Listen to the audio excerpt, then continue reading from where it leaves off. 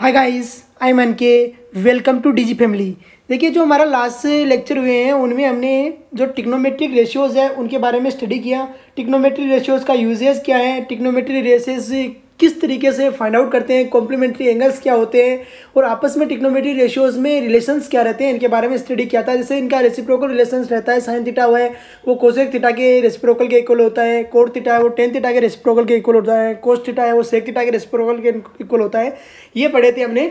और वहाँ पर हमने आइडेंटिटीज पढ़ी थी, sine square theta plus cos square theta equal to 1, sec square theta minus tan square theta equal to 1 और cosec square theta minus cot square theta 1। ये हमने वहाँ पर आइडेंटिटीज पढ़ी थी। इनका जब हम जो डेली लाइफ है उसमें यूजेस क्या है और किस तरीके से इन जो टिग्नोमेट्रिक रेशियोज है इनका यूज़ रहता है, आज हम इस चैप्टर में पढ़ेंगे। और इससे जो आपका एक्सरसाइज 9 है, एक्सरसाइज 9 है, इसका नाम है some applications of trigonometry. Applications का usages of trigonometry in daily life.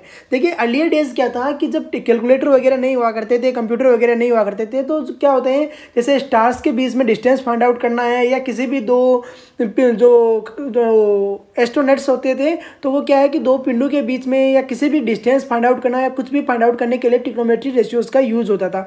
और टिग्नोमेट्री रेशियोज जो हायर इंजीनियरिंग होती है, अप्लाइड मैथमेटिक्स होती है, इनमें भी काफ़ी यूज़ होता है। तो टिग्नोमेट्रीज का यूजेज बहुत ज़्यादा था। आजकल क्या है कि जब कंप्यूटर वगैरह का यूज़ होना स्टार्ट हो गया, कंप्यूटर वगैरह का यूज़ हो गया और ये कैलकुलेटर वगैरह आ गए, तो टिग्नोमेट्री रेशियोज का यूज़ कम होता है। फिर भी हम अप्लाइड मैथमेटिक्स में इसका यूज़ करते हैं। फिजिक्स के जो डेरिवेशंस होते हैं, एप्लीकेशंस होते हैं या कोई न्यूमेरिकल्स होते हैं, उनकी वैल्यू फाइंड आउट करने के लिए भी टिग्नोमेट्रिक रेशियोज का यूज़ किया जाता है। तो देखिए, अभी हम स्टडी करेंगे कि कैसे इनका यूज़ करते हैं डेली लाइफ में और किस तरीके से एप्लीकेशंस है उनको सोल्व आउट करने के लिए काम आते हैं। तो देखिए किस तरीके से इनका यूज़ रहता है।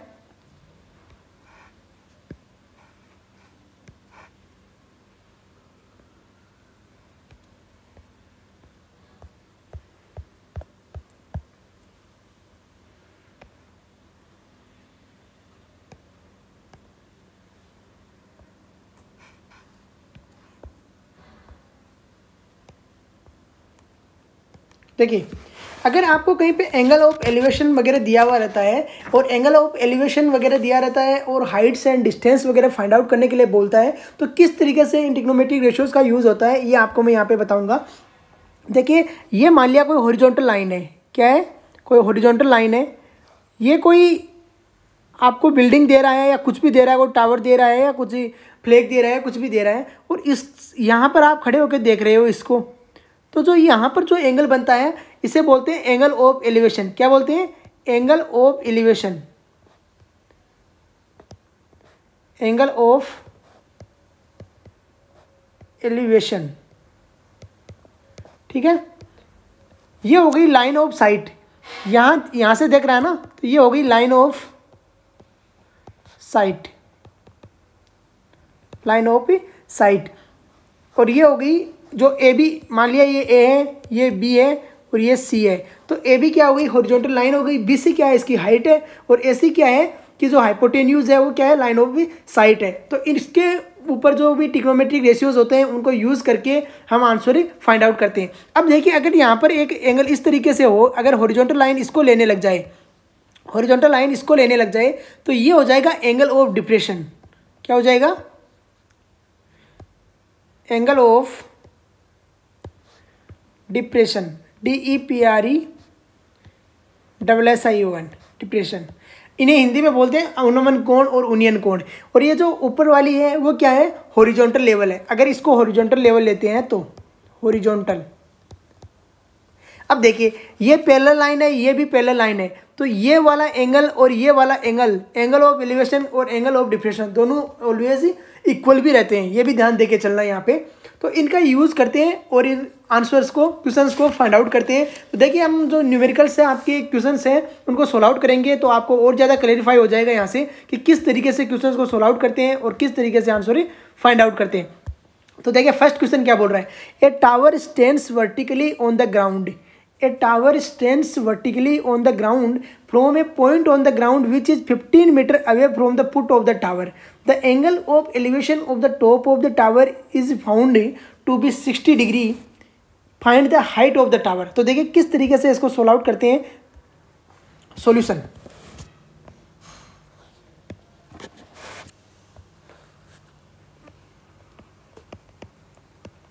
सॉल्यूशन देखिए क्या दिया हुआ है, ए tower stand vertically on the ground. मान लिया ये ग्राउंड है आपका और ये टावर है वो वर्टिकली स्टैंड कर रहा है, तो वर्टिकली ऐसे तो होगा वर्टिकली, ये मान लिया कोई टावर है vertically. From a point on the ground which is 15 metre away, यहाँ मान लिया ये डिस्टेंस है, ये 15 मीटर, कितनी है 15 मीटर। ये मान लिया ए है, ये बी है और ये सी है, कोई दिक्कत इसमें। अब बोल रहा है from the foot of the tower, यहाँ 15 मीटर है फुट ऑफ टावर से, the angle of elevation of the top of the tower is found to be 60 degree. Angle of elevation top से कितना है 60 डिग्री, ये है टॉप और ये कितना दे रहा है हमें 60 डिग्री दे रहा है ये वाला एंगल। जब ये एंगल 60 दे रहा है 15 मीटर, तो एंगल ऑफ एलिवेशन नीचे से होता है, एंगल ऑफ डिप्रेशन है वो ऊपर वाला होता है। अब हमें क्या बोल रहे हैं कि find the height of the tower, tower की हाइट फाइंड आउट करने के लिए बोल रहा है BC। देखिए solution, let BC is a tower, let BC is a tower and A is a point, A is a point that is 15 meter away from bottom of the tower, from bottom of the tower। अरे लिख सकते हो, कोई doubt इसमें, tower के bottom से 15 metre दूर पे कोई पॉइंट है। अब देखिए हमें क्या फाइंड आउट करना है, BC फाइंड आउट करना है। तो BC के लिए देखिए एक ऐसा जो अगर एंगल 60 डिग्री को थीटा माने, तो AB और BC दोनों एक साथ किस में आता है, टेन में ही आता है ना, टेन में आते हैं दोनों एक साथ ही। तो टेन में क्या होता है, टेन थीटा इक्वल टू होता है परपेंडिकुलर अपॉन बेस, तो यहाँ पर परपेंडिकुलर अपॉन बेस आ जाएगा और आंसर सोल्व आउट होगा। देखिए we know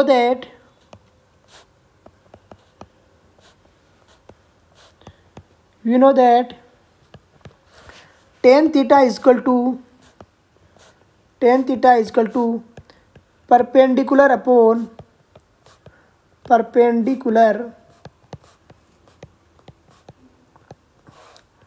अपॉन बेस। अरे यही होता है परपेंडिकुलर अपॉन बेस। यहाँ से हमारे पास आ गया tan theta equal to perpendicular, इसमें क्या है, जब थीटा 60 डिग्री है तो परपेंडिकुलर हो गया BC और बेस हो गया AB, BC upon AB, BC upon हो गया AB की। अब देखिए यहाँ पर थीटा कितना दिया हुआ है 60 degree, tan 60 degree equal to BC कितना है हमारे पास, BC तो हमें फाइंड आउट करना है, तो BC अपॉन AB हमें दिया हुआ है 15 मीटर, कितना दिया हुआ है 15। यहाँ से देखिए BC इक्वल टू क्या आ गया 15 tan 60 डिग्री। अरे आया या नहीं आया, यहाँ से देखिए BC इक्वल टू कितना आ गया 15 tan 60 की वैल्यू होती है √3, तो 15 √3 मीटर, क्या है 15 √3 मीटर। अब देखिए जो जो हमने ट्रिक्स यूज़ किए उनको लिख भी देना कि यहाँ पर क्या होता है कैसे होता है। देखिए यहाँ पर हम जानते हैं tan 60 की वैल्यू कितनी होती है √3, tan 60 डिग्री इक्वल टू होता है √3, ये यूज़ किया है और आंसर फाइंड आउट किया है। नोट कीजिए, बहुत इजी वे में मैंने बता दिया है कि किस तरीके से ये क्वेश्चन सोल्व आउट होगा।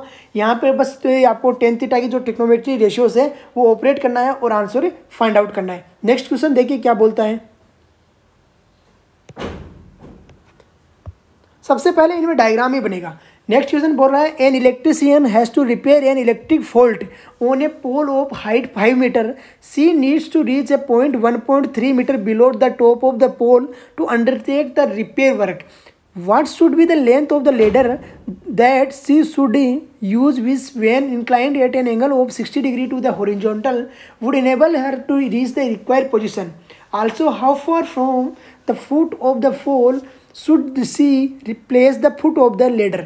अरे ये बोल रहा है कि कोई आपके इलेक्ट्रिशियन है, उसको इतनी मीटर हाइट के ऊपर जाना है और इतने मीटर हाइट के नीचे, जैसे पोल आपको दिया हुआ है इलेक्ट्रिशियन पोल, देखिए किस तरीके से, ये मान लिया कोई बेस है धरातल, ये कोई इलेक्ट्रिकल वाला पोल है। अब पोल के टॉप में तो जो मिस्टेक है नहीं, वो पोल के ऊपर से कितनी दूरी पे दिखा रहा है, ये पोल टोटल दिखा रहा है हमें 5 मीटर का। कितने मीटर का दिखा रहा है? 5 मीटर का, 5 मीटर का। और बोल रहा है टॉप से 1.3 मीटर नीचे, 1.3 मीटर नीचे यहाँ पर इसको रिपेयर करना है। She needs to reach a point 1.3 metre below the top of the pole to undertake the repair work. What should be the length of ladder. यहाँ से जो लेडर लगेगी, जब रिपेयरिंग इस पॉइंट पे करना है तो ऊपर जाने की क्या जरूरत है। जो ये लेडर लग रही है इसकी वो लेंथ पूछ रहा है। ए मान लिया ये, बी मान लिया ये, और सी मान लिया ये। हमें जो लेडर की लेंथ बतानी है वो ए सी बतानी है। अरे जब लेडर की जब सी पॉइंट पे रिपेयर करना है तो जो डी पॉइंट पे जाके तो करेगा ही क्या। तो हमें फाइंड आउट क्या करना है, ए सी फाइंड आउट करना है। और क्या बोल रहे हैं, when inclined at angle of 60 degree to the horizontal. जो लेडर वो इंक्लाइन हो रही है वो कितनी, 60 डिग्री हॉरिजॉन्टल से रख रही है। तो हमें क्या बोल रहा है, would enable her to reach the required position. Also, how far from the foot of the pole should she place the foot of the ladder. जो लेडर का जो फुट ए है वो बी से कितना दूरी पे होगा, ये बोल रहा है हमें। तो सॉल्यूशंस देखिए कैसे सोल्व आउट करते हैं। Solution, let pole is B D, let pole is B D. Pole क्या है, बी डी है। And C is the point, C is the point where repair work is required. मान लिया कोई सी पॉइंट है जहाँ पे रिपेयर वर्क की जरूरत है, रिपेयर वर्क इज रिक्वायर्ड। अरे यही तो बोल रहा है। अब हमें बोल रहा है कि जो सी पॉइंट है वो ऊपर से कितना दूर है, 1.3। Given D C is equal to 1.3, so B C is equal to क्या हो जाएगा, B D minus D C. अरे यही तो होगा। तो यहाँ से देखिए B C is equal to आ जाएगा कितना, बी डी में से घटाओ इसको, बी डी है 5 माइनस 1.3, 5 माइनस 1.3 मीटर करोगे तो ये कितना आ जाएगा, 3.7 मीटर। अरे इतना ही आया। अब हमारे पास में बी सी कितना आ गया, 3.7 मीटर। अब देखिए ए बी हमें फाइंड आउट करने के लिए बोल रहा है, बी सी हमें दिया हुआ है, एंगल दिया हुआ है। ए बी क्या है, बेस, बी सी क्या है, परपेंडिकुलर। तो बेस और परपेंडिकुलर किससे में आते हैं, 10 में। तो लगाइए 10 और आंसर फाइंड आउट कीजिए। क्या फाइंड आउट करने के लिए बोल रहा है हमें, लेडर की लेंथ नहीं बोल रहा ना, हमें बोल रहा है what should be the length of the ladder that she should use with when inclined. तो सबसे पहले हम लेडर की लेंथ फाइंड आउट करते हैं, ए सी फाइंड आउट करते हैं। तो परपेंडिकुलर और बेस किस में आते हैं, परपेंडिकुलर और हाइपोटेन्यूज आते हैं साइन में। देखिए we know that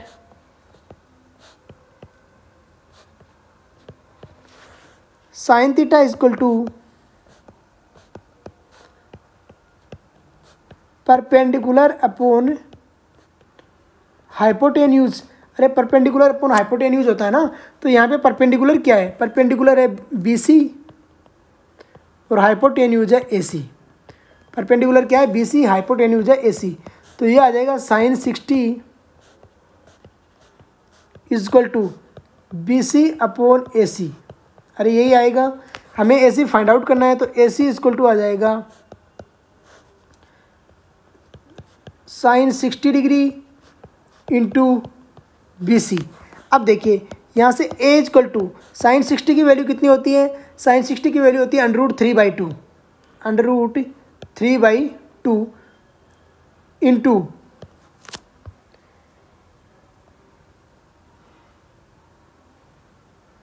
B C की वैल्यू क्या है। यहाँ पर देखिए बी सी की वैल्यू कितनी है, बी सी की वैल्यू है, उसको वैल्यू रखिए और सोल्व आउट कीजिए। ए सी इज इक्वल टू आ गया, बी सी अपॉन में आएगा साइन 60, सॉरी ये साइन 60 है, इसके अपॉन में आएगा ना,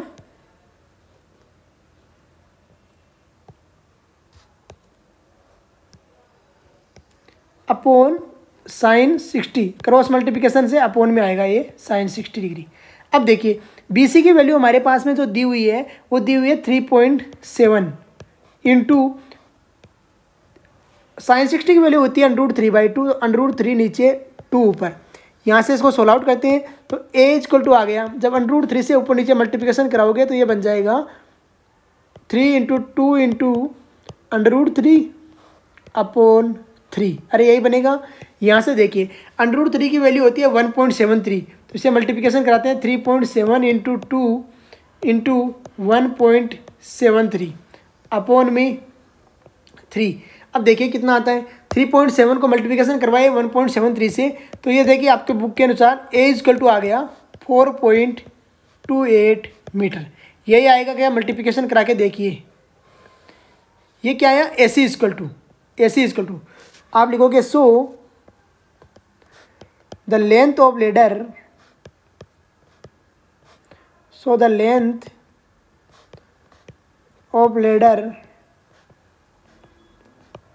इज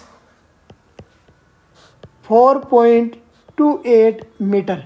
अरे ऐसे ही लिखोगे, ये लेंथ आ गई किसकी, लेडर की। अब आगे क्या पूछ रहा है, द लेंथ ऑफ लेडर तो आ गई। अब हमें पूछ रहा है कि ए बी की वैल्यू क्या होगी। ए बी की वैल्यू पूछ रहा है ना कि ए बी कितना दूर होगा। तो देखिए ए बी और बी सी किस में आते हैं साथ में, को ए बी है वो क्या होते हैं, ए बी और बी सी आते हैं टेन में। तो टेन थीटा ऑपरेट कीजिए और आंसर फाइंड आउट कीजिए। We know that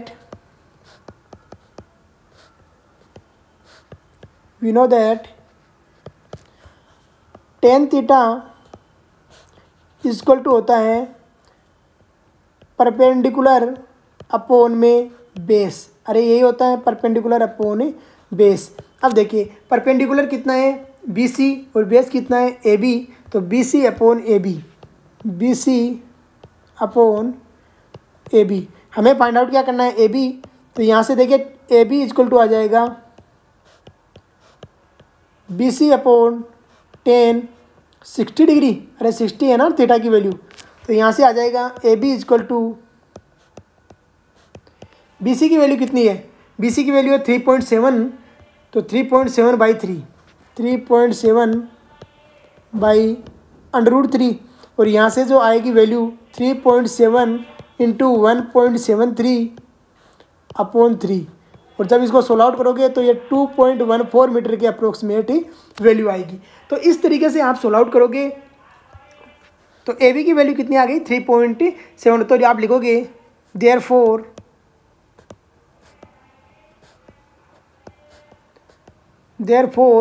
C should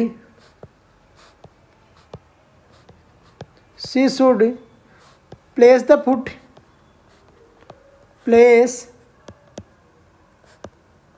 foot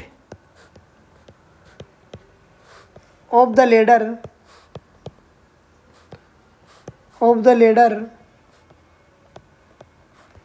at a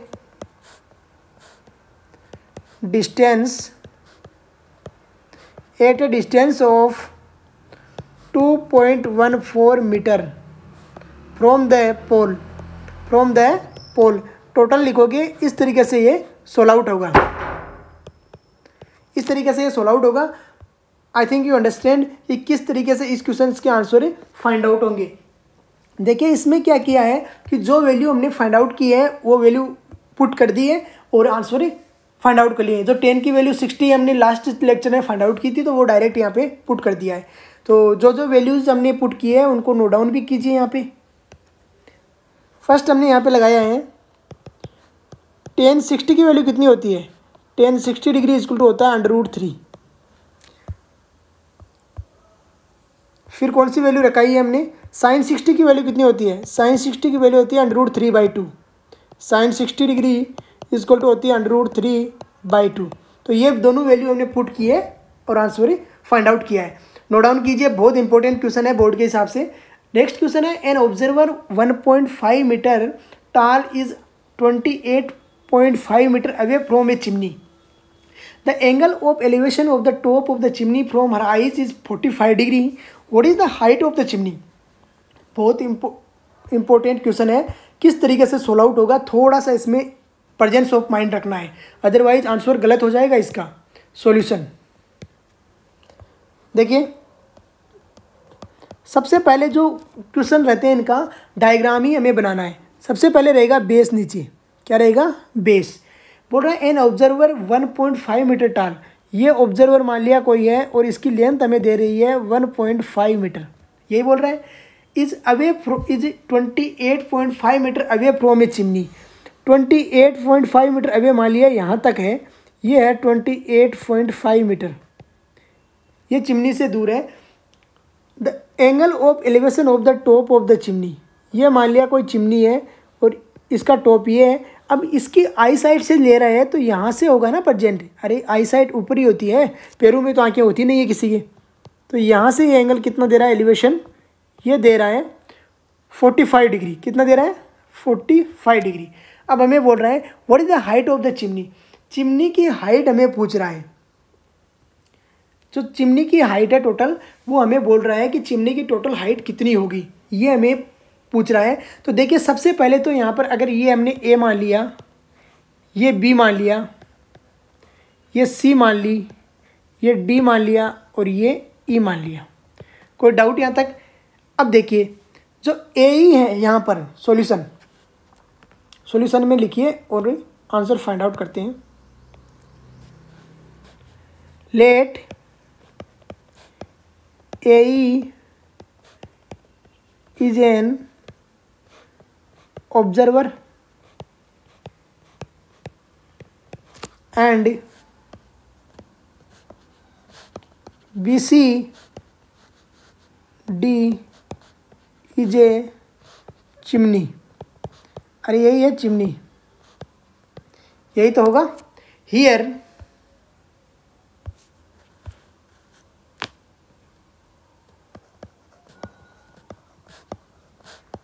AB is equal to E C, A B is equal to E C is equal to कितना है 28.5 metre, अरे इतना ही है ना, इसमें तो कोई डाउट नहीं है, 28.5 मीटर दिया हुआ है हमें। अब देखिए ई सी और ए बी इक्वल ही होगी, कोई आदमी ऐसा तो है नहीं कि बहुत ज़्यादा टेढ़ा हो जाएगा तो हाइट बढ़ जाएगी, हाइट तो इतनी रहेगी, इसको एक आदर्श लेके चलना है, आइडल लेना है, ठीक है 28.5 मीटर। अब देखिए डी बी इजकल टू कितना हो जाएगा, डी बी इजकल टू हो जाएगा D C plus C B, यही होगा। यहाँ से देखिए डी बी इजकल टू कितना आ गया, D B is equal to D C की हमें वैल्यू पता नहीं है, लेकिन सी बी है वो पहला इक्वल है ए ई के, तो ये कितना हो जाएगा 1.5 मीटर। कोई डाउट यहाँ तक। अब देखिए जो दोनों की वैल्यू हमारे पास में आ चुकी है, अब अगर हम 45 एंगल लगाते हैं 45 एंगल और सोल्व आउट करते हैं। We know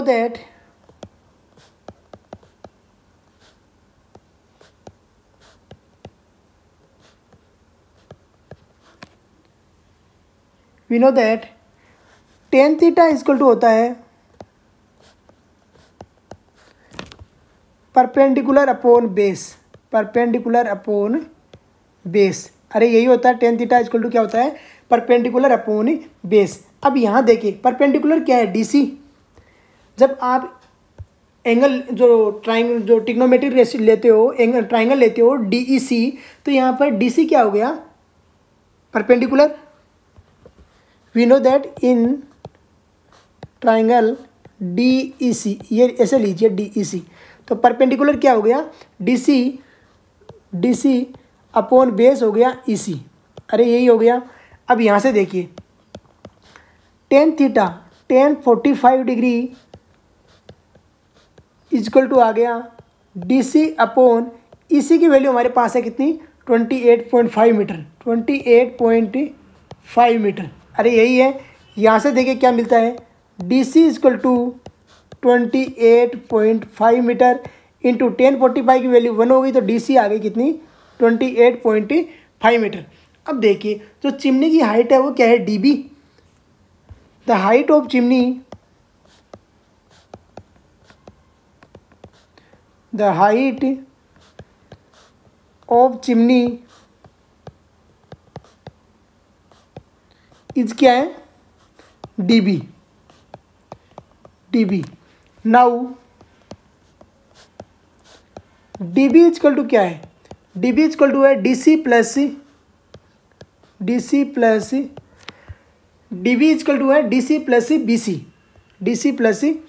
BC और BC की वैल्यू ऑलरेडी हमारे पास में है, तो dB इजकल टू आ गया, DC की वैल्यू है 28.5 मीटर और BC की वैल्यू है 1.5 मीटर। अरे 1.5 ही है, तो यहाँ से dB इजकल टू कितना आ गया, 30 मीटर। ये आपका आंसर हो गया। मैच कीजिए आंसर, नोट कीजिए किस तरीके से हमने आंसर फाइंड आउट किया। I think you understand. Easy way में मैं आपने को बता दिया है कि किस तरीके से क्वेश्चन सोल्व आउट होगा। नेक्स्ट क्वेश्चन देखिए। नेक्स्ट क्वेश्चन बोल रहा है from a point P on the ground the angle of elevation of the top of a 10 metre tall building is 30 degree. A flag is hoisted at the top of the building and the angle of elevation of the top of the flagstaff from P is 45 degree. Find the length of the flagstaff and the distance of the building from the point P. You may take under root 3 is equal to 1.732. Already value दे रहा है under root 3 की। तो कैसे solve out होगा देखिए। सबसे पहले तो बनाना है डायग्राम, डायग्राम के बाद ही क्वेश्चन को स्टार्ट करना है। इनमें पहले ऐसे नहीं है कि बिना डायग्राम बनाने क्वेश्चन को स्टार्ट कर दो, आंसर नहीं आ पाएंगे, और अगर आंसर आ भी गए तो कभी पूरे मार्क्स नहीं मिल पाएंगे। तो देखिए solution.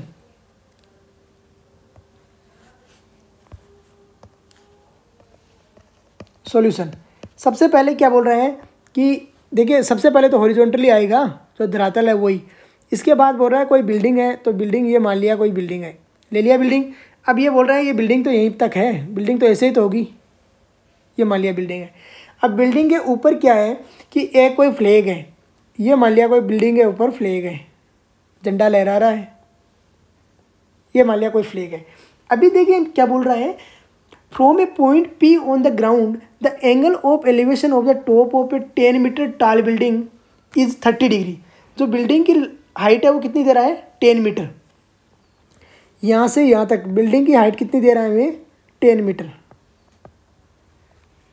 From a point P on the ground the angle of elevation of the top of a 10 metre building is 30 degree. और ये देखिए ये जो एंगल ऑफ एलिवेशन दे रहा है हमें 30 डिग्री, यही दे रहा है।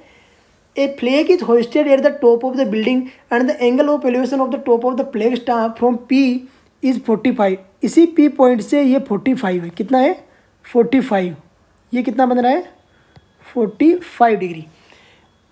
ये P पॉइंट बोल रहा है, तो ये मान लिया हमने A मान लिया, ये B मान लिया और ये C ले लिया। कोई डाउट किसी को, कोई दिक्कत नहीं है ना इसमें। अब देखिए लिखिए सॉल्यूशन में let AB is a building, let AB is a building with height, कितनी हाइट बोल रहे हैं 10 metre, with height 10 metre and BC is any flag, BC is any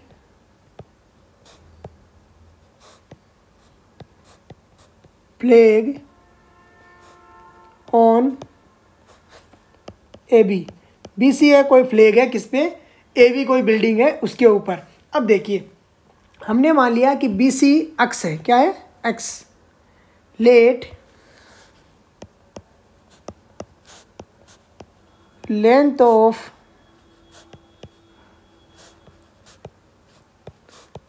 BC is x metre. अरे एक्स मीटर मानने में क्या दिक्कत है, कोई दिक्कत नहीं है। Now in triangle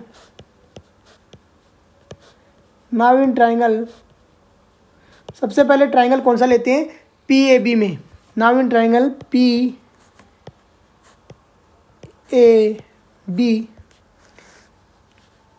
we know that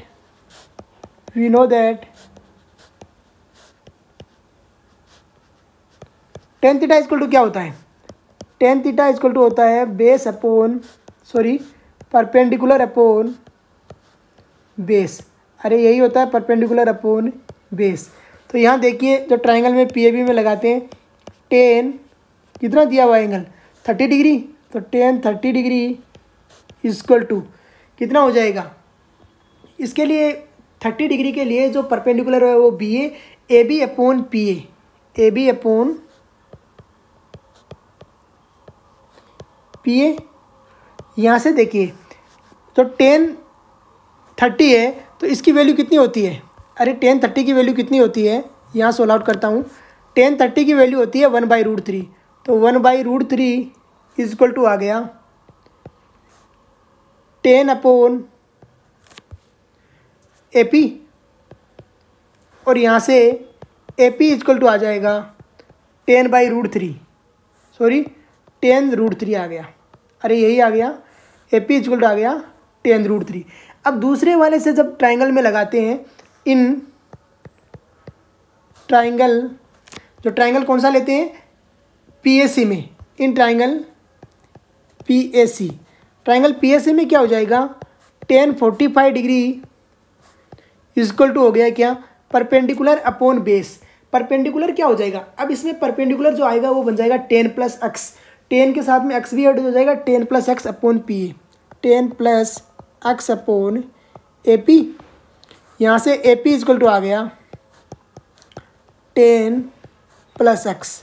ये इक्वेशन मान ली फर्स्ट थी, ये इक्वेशन ही सेकंड हो गई। Now from equation 1 and 2, equation 1 and 2 से लेते हैं तो देखिए किस तरीके से बन जाता है। यहाँ से 10 + x इक्वल टू आ गया 10√3, यहाँ से x इक्वल टू आ जाएगा 10√3 - 1, और ये आ जाएगा x equal to 7.32 metre. Note कीजिए किस तरीके से हमने सोल्व आउट किया है, क्या यूज़ किया है मेथड।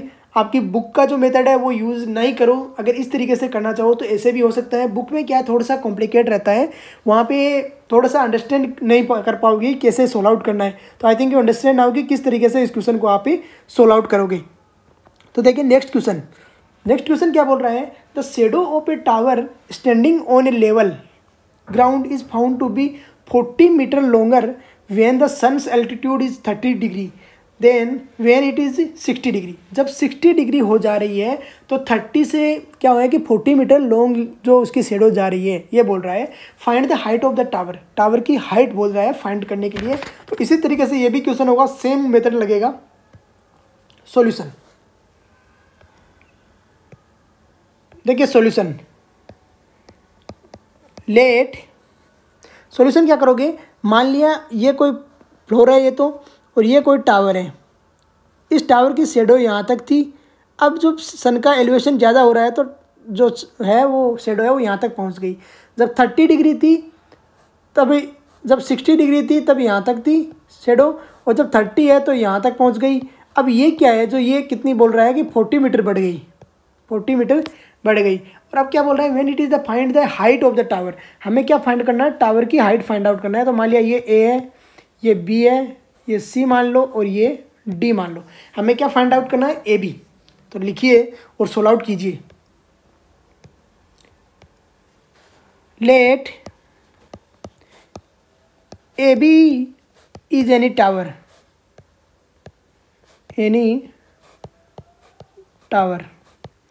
AB को कोई टावर ले लिया।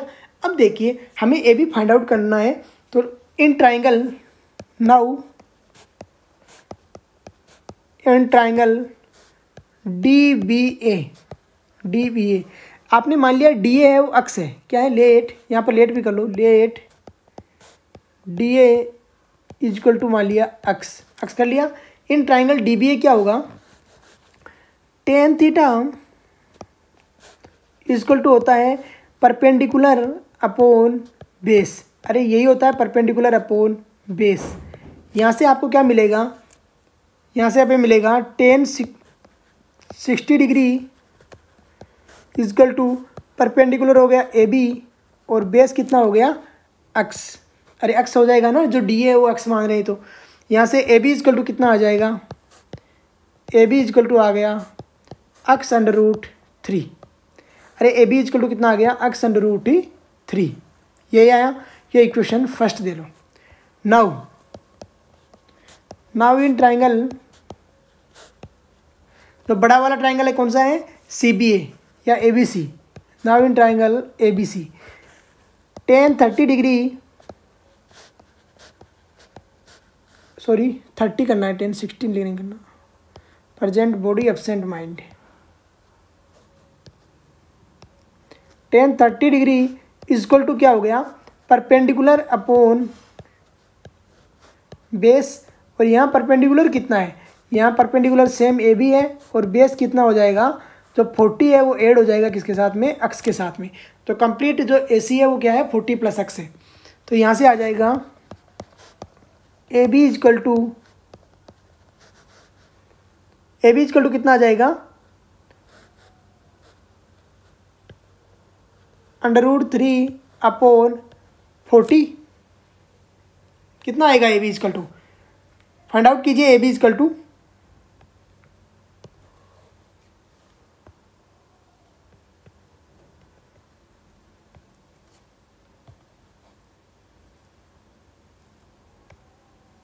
देखिए, एक सेकंड,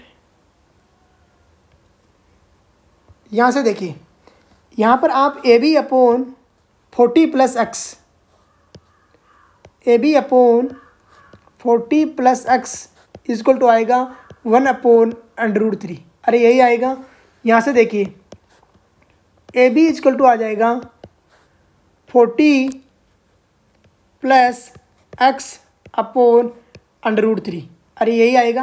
अब देखिए, जो इक्वेशन 1 और इक्वेशन 2 को आप इक्वल रख सकते हो from equation 1 and equation 2, from equation 1 and 2। Equation 1 and 2 से करोगे तो यहाँ से क्या आएगा, यहाँ से मिलेगा हमें 40 plus x upon under root 3 is equal to x under root 3, यही मिलेगा। और यहाँ से एक्स इजकल टू कितना आ जाएगा, देखिए एक्स इजकल टू कितनी वैल्यू आएगी, एच की वैल्यू है एक्स अंडर रूट 3, तो एक्स की वैल्यू रखिए, ये आएगी 3x हो जाएगी, इजक्वल टू आ गया 40 प्लस एक्स, और x is equal to 2x is equal to 40, x is equal to आ गया 20। कितना आ गया, x इजक्वल टू 20। अब x इजक्वल टू 20 है तो h जो ए बी इजक्वल टू कितना हो जाएगा, नाउ ए बी है ना हाइट, तो ए बी इजक्वल टू आ जाएगा 20 अंडर रूट 3। तो आपका ये फाइनल आंसर हो जाएगा कितना, 20 अंडर रूट 3। हमें ए बी फाइंड आउट करना है। देखिए ये ए बी फाइंड आउट करने के लिए बोल रहा है, तो ए बी इजक्वल टू कितना आ गया, 20 अंडर रूट 3। तो इस तरीके से क्वेश्चन नंबर 4 हमारा कंप्लीट हुआ। क्वेश्चन नंबर 6 और 7 जो एग्जांपल्स हैं इसके, वो हम नेक्स्ट क्लास में सोल्व आउट करेंगे कि क्या किस तरीके से हमने क्वेश्चन सोल्व आउट करने हैं, कैसे ट्रिग्नोमेट्रिक रेशियोज का यूज़ करना है, आपने यहाँ पे सीख लिया होगा। तो जल्दी से स्टडी करते रहिए, जल्दी से जल्दी कोर्स करने का कोशिश कीजिए, क्योंकि जैसे ही सिलेबस कंप्लीट होगा उसके बाद आप कंपटीशन लेवल के क्वेश्चंस भी सोल्व आउट कर सकते हो। ओलंपियाड वगैरह में पार्टिसिपेट करना है तो क्वेश्चंस वो आप ही सोल्व आउट कर सकते हो जब से सिलेबस कंप्लीट होता है। तो आज का लेक्चर मैं यहीं पे फिनिश करता हूँ। जय हिंद, जय भारत।